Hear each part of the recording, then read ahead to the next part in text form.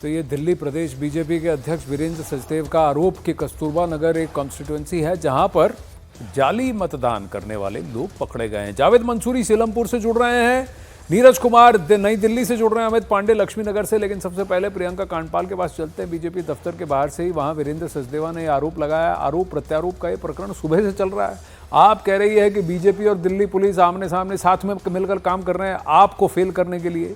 BJP कह रही है आप फर्जी वोटर्स का प्रयोग कर रही है, कैश का प्रयोग कर रही है, गुंडागर्दी कर रही है। बिल्कुल आनंद, और इस वक्त दिल्ली बीजेपी में हमारी मौजूदगी है, जहां पर थोड़ी देर पहले बीजेपी अध्यक्ष जेपी नड्डा भी आए थे। वोटिंग पैटर्न का भी उन्होंने जायजा लिया, वॉर रूम का भी जायजा लिया। लेकिन आरोप प्रत्यारोप पर बात करने के लिए इस वक्त मेरे साथ दिल्ली बीजेपी से प्रवीण शंकर कपूर हैं। सर, आप पर इल्जाम लग रहे हैं कि पुलिस की सहायता आप ले रहे हैं और धन बल का प्रयोग कर रहे हैं। देखिए, ये पूरा चुनाव इन्हीं बातों में निकाल लिया आम आदमी पार्टी ने। हम तो लगातार कहते रहे, हमारे अध्यक्ष वीरेंद्र सचदेवा लगातार कहते रहे कि ये आरोपों का चुनाव बन गया है। बताने को तो जनता को, काम के नाम पे तो बताने को कुछ था नहीं, तो पूरा चुनाव भी ऐसे ही निकाल दिया। कल रात की जो घटनाएं हुई, लाखों रुपए बरामद हुए इनके सेक्रेटरी साहब के पास, वो भी आपने देखा है।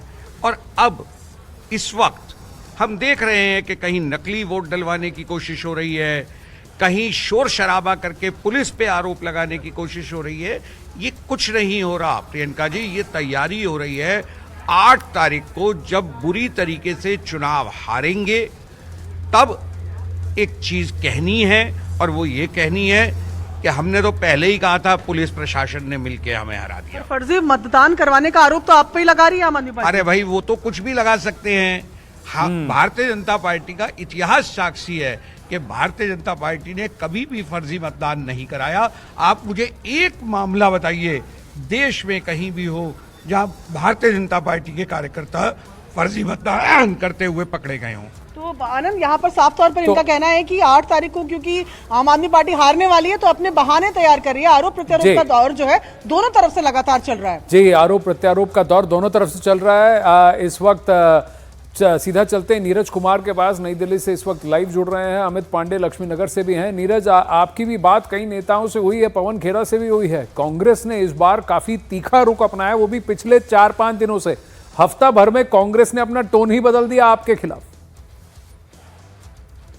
डेंजर फॉर डेमोक्रेसी कहा है पवन खेरा ने। आप बिल्कुल ठीक है कि कांग्रेस पार्टी, आम आदमी पार्टी और बीजेपी के बीच जो आरोप प्रत्यारोप की लड़ाई है उसमें कहीं न फंसी। केजरीवाल और बीजेपी पे आरोप लगाया और मुद्दों की बात करती रही। लेकिन आनंद, 2-4 चीजें कांग्रेस पार्टी के लिए, अगर आम आदमी पार्टी और बीजेपी से हट के अगर कांग्रेस की बात करें तो कांग्रेस में 2-4 चीजें दूसरे चुनाव से अलग दिखाई पड़ी। पहला ये कि पार्टी के अंदर जो नेताओं की गुटबंदी होती है, खास करके दिल्ली में जब बड़े बड़े नेता हैं, उनकी गुटबाजी इस चुनाव के दौरान नहीं दिखी। दूसरी अहम बात यह है कि बहुत पहले टिकटों का अनाउंसमेंट कर दिया और बड़े चेहरे को उतारा। संदीप दीक्षित को उतारने से, नई दिल्ली विधानसभा क्षेत्र से, और अलका लांबा को कालका जी से उतारने से पार्टी ने यह मैसेज दिया कि पार्टी इस चुनाव को हल्के में नहीं ले रही है। पार्टी का वोट बेस कमजोर हो गया है। पार्टी इस बार उम्मीद लगाए बैठी है कि 10 से 15% प्रतिशत वोट पार्टी को मिलेंगे। और जो लड़ाई चल रही है आम आदमी पार्टी और बीजेपी के बीच, उसमें आपको कांग्रेस कहीं नहीं दिखेगी। हम कुछ मतदाताओं से भी बातचीत करने की कोशिश करते हैं अपने। नीरज, लेकिन सबसे इससे पहले कि आप मतदाताओं से बात करें, नीरज, मैं आपसे जानना चाहता हूं, एक बात बताइए कि संदीप दीक्षित राहुल गांधी के साथ आए, प्रियंका वाड्रा भी संदीप दीक्षित के साथ वोट डालने गई। इसका मतलब क्या है? क्या एक बहुत बड़ा शिफ्ट हम कांग्रेस में देख रहे हैं? देखिए, जहां तक संदीप दीक्षित की राहुल गांधी और प्रियंका गांधी के साथ आने की बात थी, तो दोनों मतदान केंद्र जो है आनंद, वो नई दिल्ली विधानसभा क्षेत्र में पड़ता है। तो वहां के प्रत्याशी हैं। आपको याद होगा, आज से कुछ दिन पहले सोनिया गांधी के घर भी पहुंचे थे और उन्हें वोट देने के लिए आमंत्रित किया था, अपना समर्थन मांगा था संदीप दीक्षित ने। तो प्रियंका गांधी और राहुल गांधी के साथ जाना वो ये बताता है कि उनके चुनाव क्षेत्र का मामला है, तो वहां कांग्रेस के आधिकारिक प्रत्याशी तो रहेंगे। संदीप दीक्षित ने डोर टू डोर कैंपेन बहुत अच्छा किया है। संदीप दीक्षित और अजय माकन के बीच आपको याद होगा जो मतभेद की खबरें आती थी, वो भी इस बार बिल्कुल नहीं दिखी। दोनों एक साथ कई जगह देखे गए, एक मंच पर देखे गए।